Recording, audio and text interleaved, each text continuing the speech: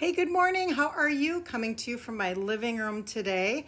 My name is Kirsten Liebelt, and I'm a Minnesota mom of 3 adult children, and we homeschooled for 20 years.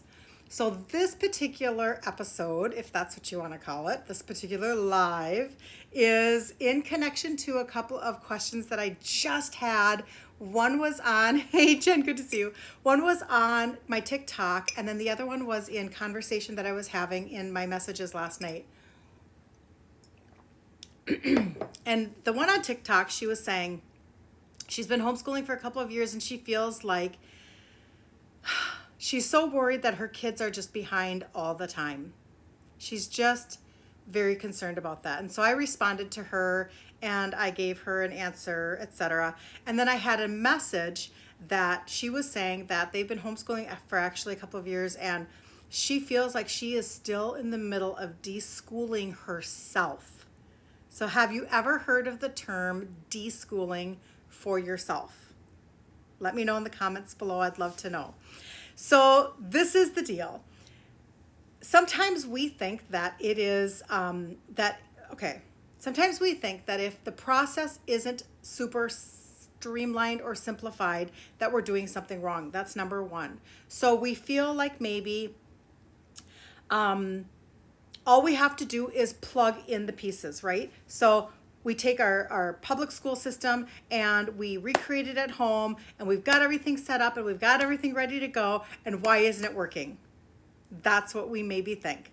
And we're wondering, what the heck? Like, I don't understand. And so then we start to have all this pressure that's on us to have maybe benchmarks that look the same, to have maybe just all of the results, to like we think it's supposed to be this package, and actually we're wrong. And so what's so fascinating is that I'll address that in just a second, but the truth is that it is so much less about curriculum and socialization and setting up a classroom, and it's way more about your own mindset. And because that is more intangible, that leads us to feeling maybe frustrated or very concerned. And so I wanted to just address that a tiny bit.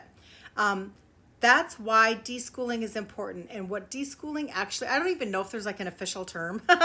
If there's an official, people just talk, they use the term. Because we have to literally unschool ourselves as to how everything is supposed to look. Well, isn't it supposed to look like this? Isn't it supposed to be like this? Aren't the benchmarks supposed to be this, and that they are in them of themselves gospel? Isn't that the way this is supposed to go? And I'm just going to say flat out, no. You have to understand, and this is where I'm going to get to now about thinking your kids are behind. The public school system has its own system.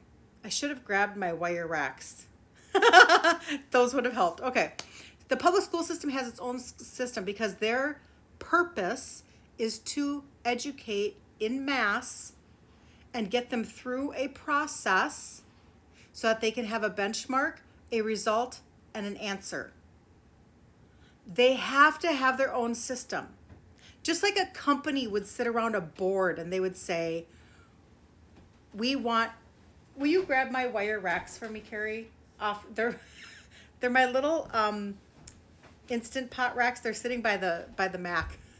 So they have to have, a company has to have a system in order to gauge where their employees are at so that they can give you a review so that you can get a promotion or you can get a demotion. They have to have a system. So they create a system of checks and balances and etc. Thank you. I know it's a weird request. This is my brainchild. This comes out of my brain. So I'll explain this to you in just a second. But the public school system is the exact same way. They have to have a system whereby they can have their benchmarks so that they can show progress or lack of progress so they can have an answer. So the thought process that we should recreate the public school system at home is completely not the way that this should go. But that's what's causing so much stress inside of you, is if potentially you're thinking that you're supposed to follow their system that they created. So my Instant Pot, I have two different racks that I use in there. And I looked at these one day and they made perfect sense to me. So this is how I see this. This particular rack like this is like the public school system. They created this model in order to, through this portal, put many, many children through it. So you have 30 kids in a class. You have a lot of kids that have to go through that school in a certain year. So every little circle represents something. This represents maybe how many hours a day they're supposed to go, how many subjects they're supposed to take, how many tests they're supposed to take, what grade they're supposed to be given, how many days they're allowed to miss. And let's see, what could the last one be? The last one could be whatever mandates and or restrictions they have to follow. So it's because of now we're in 2021. So through the portal goes all of the children. Like maybe a school has 1,000 kids. Maybe a school only has 200 kids. Doesn't matter. They have to go through the portal and they have to follow every single section. And then if you're missing that section, or if that section is off, they have to have a way to acknowledge that, or they have to have a way to deal with that, right? Okay, so this is their system. This is what I think people need to do when they begin to homeschool. You need to get rid of this system, because your system is how you're designing your family. That's what's so amazing and super important all at the same time. This rack is the rack that I feel like represents maybe a homeschooling family. So look on the outside edges, and maybe this is the ultimate design of your own family. What do you want that to look like for you? Are you looking for better relationships with your kids? Are you looking to help your dyslexic child read? Are you looking to have more play, adventure, and fun? What are you looking to accomplish? Yes, you have to follow the parameters of your state. By the way, you can go to hslda.org to get those if you are brand new. And hslda.org stands for Homeschool Legal Defense Association.org. And they give you so much information: learning styles, curriculum styles, teaching styles, resources for special needs children, and then the parameters of the states, what your laws are, etc. But this is the system where your portal is your children. Now, you're not teaching 30 in a class, are you? Are you teaching 500 in a school for the school year? Because if you're not, then your portal is just your one child, or your 3 children, or your 7 children, and then you are creating your own universe around that. Does that make sense? So what happens then is that you keep having this on your shoulder. You keep thinking, but there's this system out here, and all my life I believed that this system was gospel. Well, for what they're trying to accomplish, maybe, I still disagree, but okay, this is the one that's been put in place for mass education. If you are not doing mass education at home, and you're trying to do this, and you're trying to get their system into your system, you're going to feel frustrated. You're going to feel like you are not doing enough. You are going to feel like you are failing. You are going to be discouraged, and you're going to wonder why you're so stressed out. And you're going to have all this pressure on you that doesn't need to be there at all. So this system, trying to do this is what you have to do to this system. You have to go like this and throw it away, and then you have to implement your system. This is where you design your own family, and you decide what you want your outcome to be, and then you reverse engineer it. So when she said to me, I feel like we're always behind, my question to a mom who says they always feel like they're behind is, number one, are you trying to implement the public school system in your own home? And number two, because that's not going to work, that's really hard to take a mass education system and put it into a personalized, customized home family environment. Number two, according to who? So when I was raising my kids, and I'm sure these books all still exist, but I really thought that it was important for me to they had all these books, what they should know in kindergarten, what they should know in first grade, what they should know in second grade, what they should know in third grade.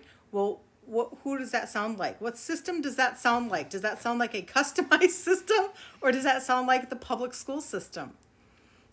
Those books were even written for a homeschooler to implement public school at home.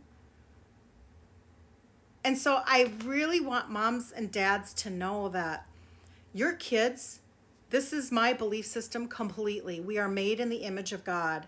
So therefore, we are extremely creative and we are wired to learn. We have this hard drive that is freaking amazing. So if you guide a child down certain paths of things that they're super interested in, you might be shocked as to where they go. And then you might be double shocked to the fact that you are not squelching their curiosity and their love of learning.